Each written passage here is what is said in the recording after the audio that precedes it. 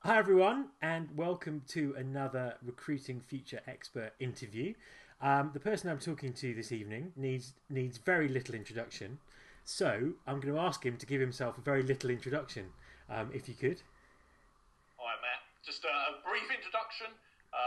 Formerly the Global Director of Talent Brand at Electronic Arts, a video games company where I was there for 8 years.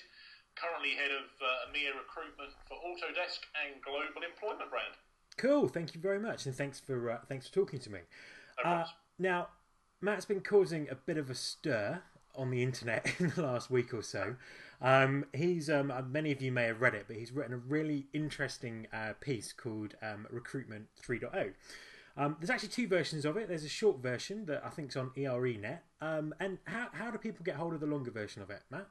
So if they want the longer version, they just need to email todd@ere.net and hopefully he'll send a copy straight away. That's cool, and I'm sure he'll be inundated by Hope so. by people emailing him. Okay, so you wanted to make this quite controversial, so I've gone through to pick out some of the more controversial things that you said, and there's one thing that just jumped out off the page at me in the longer version of the Recruiting 3 article, Okay. which is where you accuse most or many Fortune 500 talent leaders of criminally not preparing their companies for the changing recruitment landscape. Is that true? Is that what you really think? It is unfortunately pretty much true, and the reason I say that is that I challenge you, and obviously I challenge a lot of the listeners to this, to go out and have a look at some of the social media, some of the employment brands of these large Fortune 500s, and the interesting thing is that you'll see a lot of these companies beating their chest, manically saying, "I have a Facebook page, I got a Twitter account." And when you look at it, they're just a list of jobs hyperlinked back to their main site. They're not engaging, they're not using the whole social media for what it's all about. And it is quite frightening. Then you look at employment brand, and a number of these companies are pretty much arrogant that they rely on their product brand and think everyone will want to work for us because we make X or we're that cool. And there's a lot of work that needs to be done because the talent pool is shrinking. We're all competing to get those people, and you can't be arrogant enough to think that you're always going to get the best people. I think that's a very good point, and I agree with much of what you wrote in the article, and basically the premise for it is you're saying that recruitment's broken, and talent's much more difficult to come across. I mean, you describe it sort of as recruitment 1.0, and say Yeah. lots of very nasty things about it. What is it do you think that's broken about recruitment as we know it, or as we've So known it?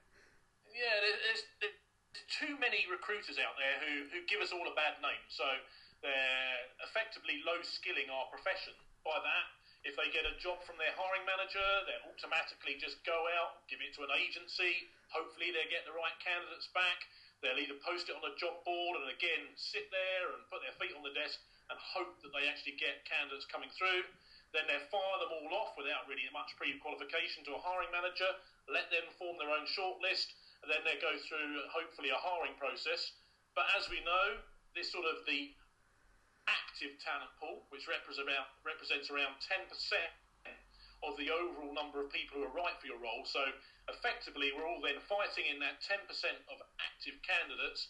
So we're playing recruitment chess, we're all playing offer poker, and it's pretty frightening. That 90% of passive candidates who are not looking, who could include the best candidates, are being neglected. And Recruitment 1.0 don't care about that. They're not interested. They just want to fire candidates in, fire them to a hiring manager, and then get out and have a nice quick day. You and I are both pretty much those sort of people who want to see professional recruitment, see us doing new things, innovating, reaching out and developing those predictable talent pipelines or whatever cheesy term you want to do. And there's some good stuff out there that I want to see us get a good reputation, because at the end of the day, as you and I both know, what we do affects the quality of our company and its future, and our hires effectively are the future of the company and the bottom line. We need to respect that. Absolutely, and this is kind of what you're calling recruitment 3.0. If you had to sum recruitment 3.0 up in a sentence or a couple of sentences, what would that be? It's about being proactive, in those candidate pools, the passive candidate pools, engaging those people, taking them on a journey, however long that is, to wanting to either work for your company or being a brand ambassador and going out there and cheering. There's a whole host of people out there who have never considered working for our companies. We just need to engage with them, hopefully persuade them, and if they don't come on that journey, they go out there cheering to all their friends and saying, that's a great company. Now, that makes perfect sense to me. But if I was to play the role of the cynic just for a second, not a role I'm used to, some people would say, well, that's fine for you to say that. You've worked for big American tech innovative companies, Electronic Arts, Autodesk. That's just the way it is. But for the majority of companies, that's not the case at all. They're inundated with candidates. It's all about process. Does this apply to all companies?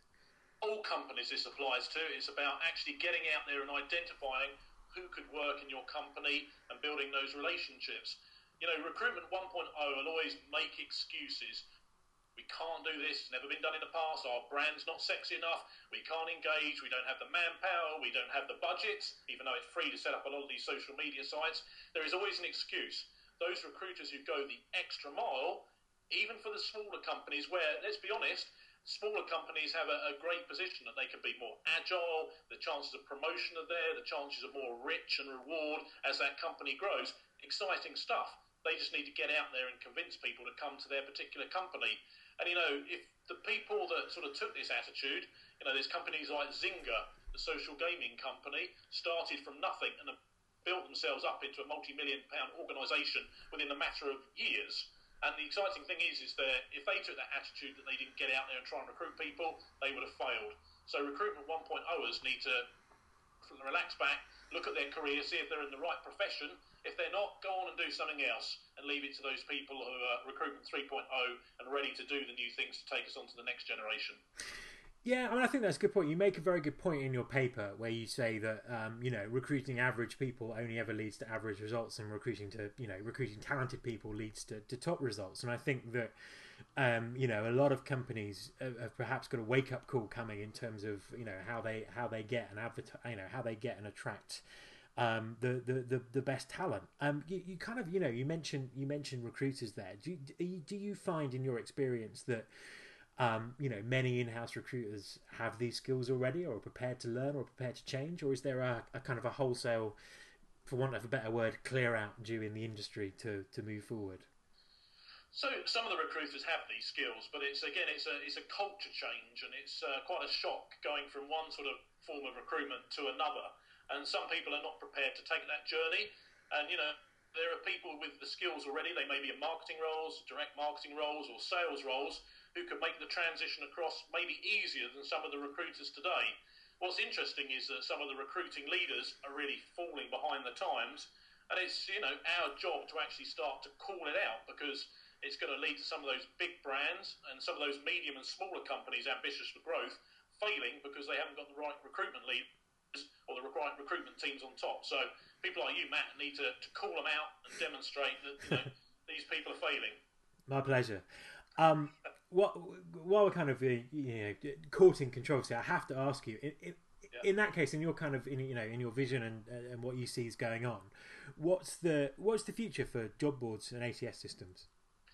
So the interesting thing is that with ATS, being quite polite, is that I don't think there's been an ATS that I've ever sat there and thought, wow, this is a killer ATS. I think it's still yet to be invented, and it's a mix of ATS and CRM. Yeah. At the end of the day, we're going to be marketeers. We want to segment, we want to direct mail, we want to market, and no ATS really does that effectively. If somebody listening to this podcast now can actually put together and invent that killer ATS mixed with CRM, they're going to be a millionaire. Companies like Autodesk, I'm sure there's going to be loads of companies out there going to flock and buy it. So, that's still hasn't been invented, and it's a killer shame. A killer shame. I think that is a shame, but I agree with you. I think the opportunity is there, and as you said, if someone makes it, you'll buy it, and I'm sure many other people will as well. Just to sort of finish off, one last question. When I read the long version of the article, it's a very long time since I've read anything that in depth that went into so much detail about how people might put a strategy together in this recruitment 3.0 world.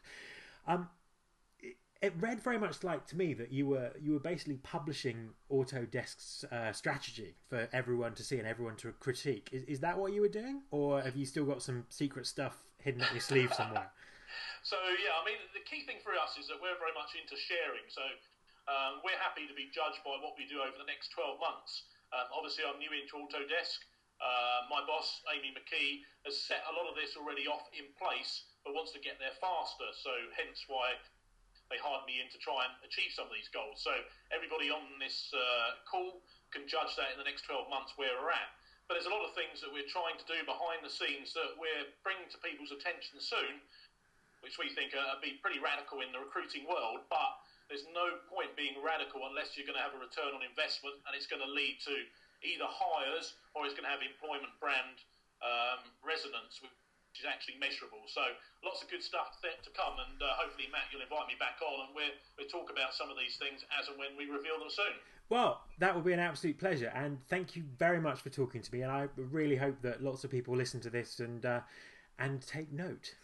Thank you. Thanks a lot. Cheers, Matt. Take care. Thank you.